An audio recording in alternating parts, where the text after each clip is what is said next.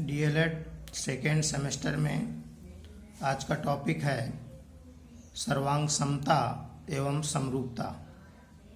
देखिए, सर्वांग समता का अर्थ होता है आकृतियों के एक जैसा होना, यानी कि सर्व अंग समान। अगर उसको हम संधि विच्छेद में देखें तो कोई भी दो आकृतियां इस प्रकार हों कि एक को दूसरे के ऊपर रख दें तो वो पूरा पूरा ढक जाए।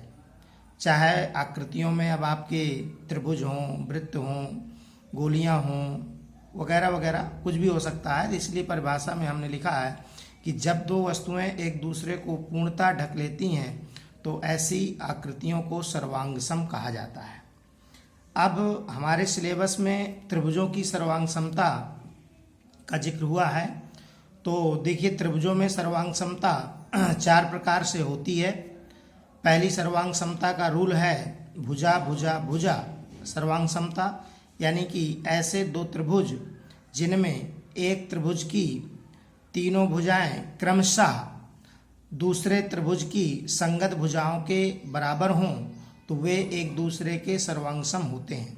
इसी प्रकार दूसरा नियम है सर्वांग समता का भुजा कोण भुजा सर्वांग समता, यानी कि एक त्रिभुज की दो भुजा और उनके बीच का कोण दूसरे त्रिभुज के संगत दो भुजाओं और उनके बीच के कोण के अगर बराबर है तो वह भुजा कोण भुजा सर्वांग समता होती है। इसी प्रकार कोण भुजा कोण सर्वांग समता में एक त्रिभुज के दो कोण और उनके बीच की भुजा दूसरे त्रिभुज के दो कोणों और उनके बीच की भुजा के बराबर होते हैं। चौथी सर्वांग समता का नियम है समकोण त्रिभुज में, जिसको समकोण कर्ण भुजा सर्वांग समता कहते हैं, RHS, यानी कि ऐसे दो त्रिभुज दो समकोण त्रिभुज जिनमें कर्ण बराबर हों और एक भुजा बराबर हो, क्योंकि समकोण त्रिभुज होंगे तो 90 अंश का कोण तो होगा ही होगा।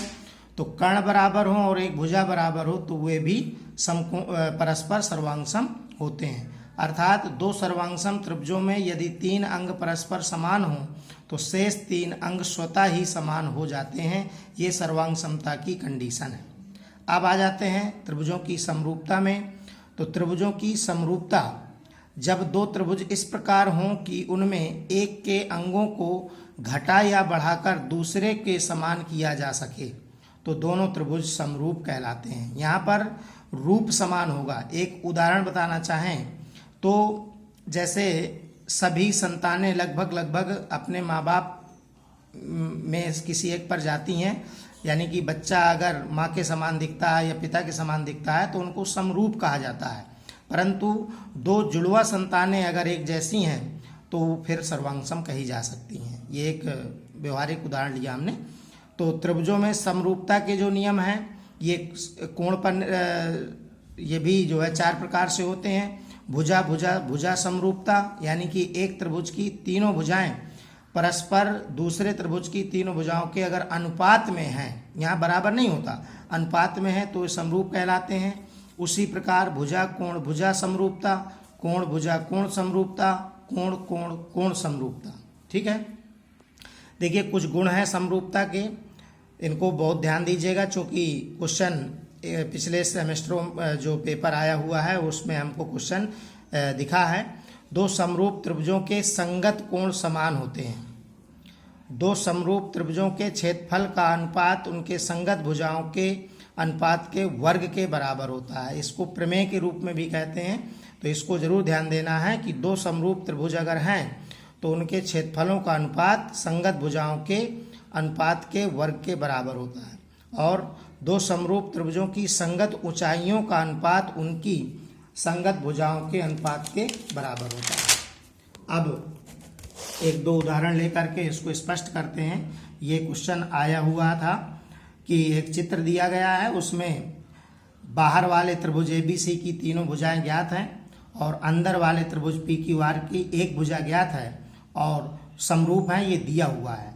यानी चित्र में त्रिभुज ABC समरूप PQR हैं तो त्रिभुज PQR की शेष भुजाएं, दो अज्ञात भुजाएं उसकी ज्ञात करनी है। तो इसमें पहली समरूपता का नियम लगा दिया हमने, भुजा भुजा भुजा समरूपता, तीनों भुजाएं अनुपातिक होती हैं। तो हमने संगत शब्द रहता है यहाँ पर, इतना याद रखिएगा कि ए बी की संगत पी क्यू है, तो ए बी बटे पी क्यू और बी सी बटे क्यू आर, ए सी बटे पी आर रख के और मान रख दिए गए।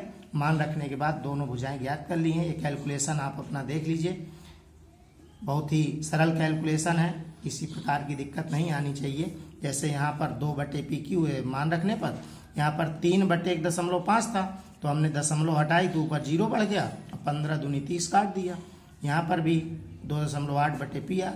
अब एक जोड़ा ये बनेगा और एक जोड़ा ये बनेगा। एक बार आप इतना ले लेंगे तो हमने लिख दिया जब 2 बटे पी क्यू बराबर 2।